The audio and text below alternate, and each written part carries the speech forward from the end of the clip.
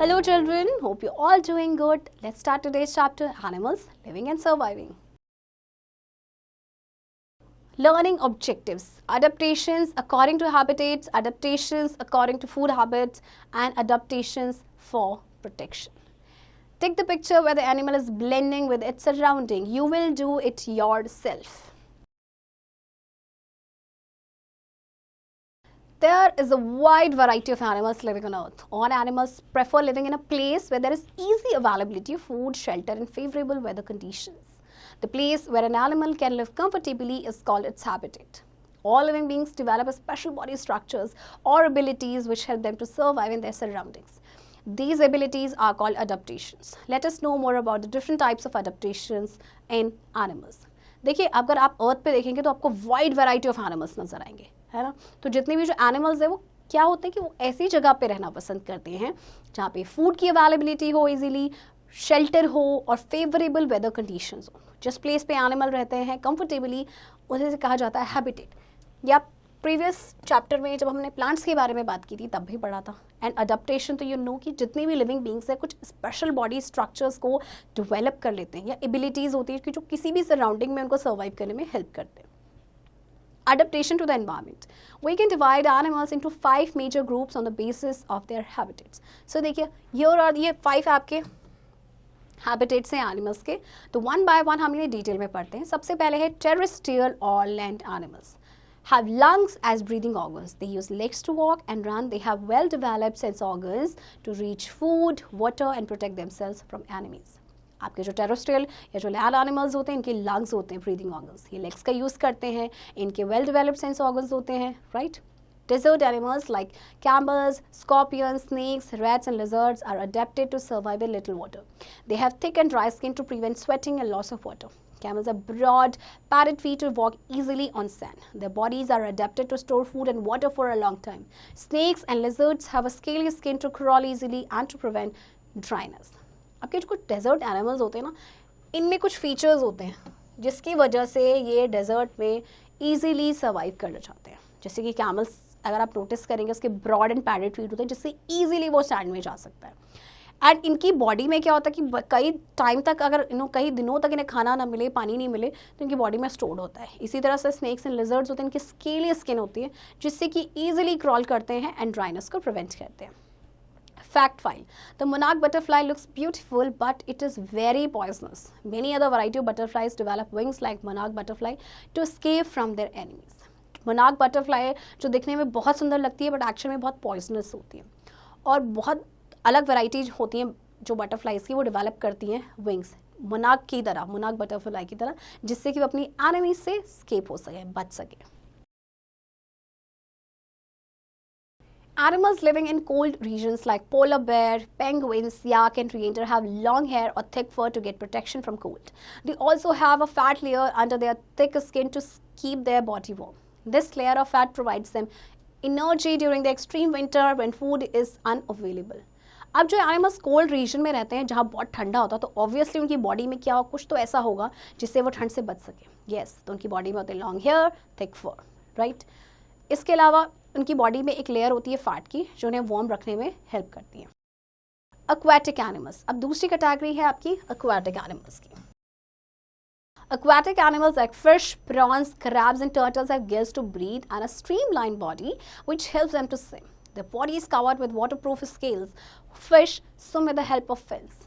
Sea turtles use flippers to swim. Ducks have webbed feet to swim in water. Though whales and dolphins live in water, but they are mammals. They give birth to babies and breathe with the help of blowholes.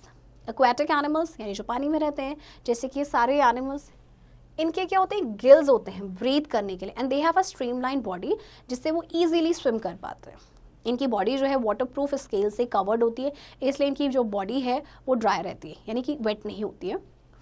Fish जो हैं वो fins की help से आपके swim करते हैं। Sea turtle के पास flippers होते हैं स्विम करने के लिए। डक्स की वेब फीट होती हैं। आपके जो वेल्स एंड डॉल्फिन्स है पानी में तो रहते हैं बट ये मैमल्स हैं, ठीक है।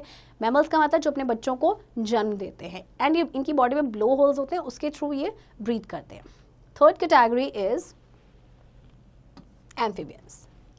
Amphibians are the animals which can live both on land and in water. They begin their life in water but spend most of the adult life on land. They can breathe by lungs on land and by gills or moist skin in water. They have legs to walk on land and swim in water. Examples are frog, toad and salamander. Animals जो आपके land पे भी रहते हैं, water पे भी रहते हैं, उन्हें कहते हैं एम्फीबियन. इनकी लाइफ की जो शुरुआत होती है वो होती है वाटर से, बट इनका जो एडल्ट लाइफ है ज़्यादातर वो लैंड पे गुजरता है. जब ये पानी में होते हैं तो ये किससे ब्रीथ करते हैं? गिल से या फिर मॉइस्ट स्किन से. बट जब ये लैंड में होते हैं तो ऑब्वियसली लंग से आपके ब्रीथ करते हैं. For examples, these are the amphibians. Next category is arboreal animals. Arboreal animals like monkeys and squirrels spend most of their time on the branches of the trees. These animals have sharp claws to climb up and down the branches. They use their tails to balance themselves and have strong muscular limbs to climb trees. Arboreal animals जैसे कि आपके monkey है या squirrel है, ये अपना ज़्यादातर time किस में स्पेंड करते हैं? ट्रीज़ की ब्रांचेस में. इनके शार्प क्लॉज होते हैं जिससे कि ब्रांचेस को क्लाइंब अप करते हैं या डाउन करते हैं, क्लाइंब डाउन करते हैं. इनकी टेल्स का ये यूज़ करते हैं अपने आप को बैलेंस करने के लिए. एंड इनके स्ट्रॉन्ग मस्कुलर लिम्स होते हैं जिससे ये ईजीली ट्रीज़ को क्लाइंब करते हैं. Aerial animals like birds, bats and insects spend most of their time flying in the air. They have wings to fly and tails to change direction while flying. Birds have hollow bones and streamlined bodies which help them to fly. जो animals अपना ज़्यादातर time हवा में बिताते हैं, जैसे कि आपकी बर्ड्स हो गई ज़्यादातर या इंसेक्ट्स हो गए, इन्हें एरियल एनिमल्स कहते हैं. इनके पास विंग्स होते हैं फ्लाई करने के लिए. अगर इनको डायरेक्शन चेंज करनी है उसके लिए इनकी टेल हेल्प करती है. Adaptation for foods.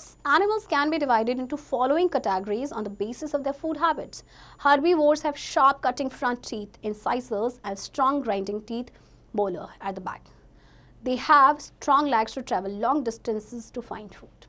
Carnivores have a special adapted sharp teeth, canines to tear the flesh. They are powerful runners to catch prey easily. The meat is the most essential part of their diet. They have physical features that allow them to efficiently hunt, capture, and eat their target. Herbivorous animals आपको पता है जो plants खाते हैं, right? तो उनके cutting जो front teeth होते हैं वो काफ़ी शार्प होते हैं एंड ग्राइंडिंग टीथ होते हैं काफ़ी स्ट्रॉन्ग बैक में. इसके अलावा इनकी स्ट्रॉन्ग लेग्स होती है जिससे लॉन्ग डिस्टेंस ट्रैवल करते हैं अपने खाने की तलाश में. अब आपके कार्निवोर्स जो हैं ये आपके फ्लैश ईटिंग एनिमल्स होते हैं, तो इसीलिए इनके जो आपके कैनाइन्स होते हैं वो काफ़ी शार्प होते हैं. इसके अलावा ये पावरफुल रनर होते हैं जिससे कि अपने प्रे शिकार को ईजिली पकड़ पाते हैं. एंड ऑब्वियसली कार्निवोर हैं तो मीट तो इनकी डाइट का एसेंशियल पार्ट तो है ही. इसके अलावा ये कुछ फिजिकल फीचर्स हैं जिनकी वजह से एफिशिएंटली हंट कर पाते हैं, अपने टारगेट को कैप्चर कर पाते हैं, उसको खा पाते हैं. Snakes have long sharp hollow teeth called fangs to inject venom into its prey. Long आपके स्नेक के क्या होता है? लॉन्ग शार्प हॉलो टीथ होते हैं जिन्हें कहते हैं फैंग. वो वेनम इंजेक्ट करते हैं, वेनम यानी कि जहर, अपने प्रे पे. Omnivores like dogs, bears and crows have teeth adapted to eat both plants and flesh. Omnivores जो आपके plant product भी खाते हैं, animals भी खाते हैं, यानी flesh भी खाते हैं, तो इनके भी teeth जो है well adapted हैं जिससे कि वो plants and flesh दोनों खा सकें. Scavengers like hyenas and vultures eat the flesh of dead and decaying animals. Scavengers कौन होते हैं? जो dead या decaying animals को खाते हैं. Parasites are the animals which live in or on another animal's body called host to get food. Examples are lice, fleas, ticks, ringworm, tapeworm, hookworm, etc. वो animals जो दूसरे एनिमल की body पे रहते हैं यानी होस्ट बॉडी में रहते हैं जिससे कि उन्हें फूड मिलता है, तो उन्हें कहते हैं parasites. For examples all these are parasites. Special adaptation for protection. Many animals have developed specific features which help them from being eaten by other animals and also protect them from danger. अब बहुत सारे animals ना उनकी feature काफ़ी developed है, कुछ specific feature जिसकी वजह से दूसरे एनिमल्स उन्हें खा नहीं पाते या फिर अपने आप को डेंजर से प्रोटेक्ट करते हैं. Camouflage. It is the ability of an animal to change its colour to blend or merge with its surroundings so that it becomes difficult for its enemies to spot it.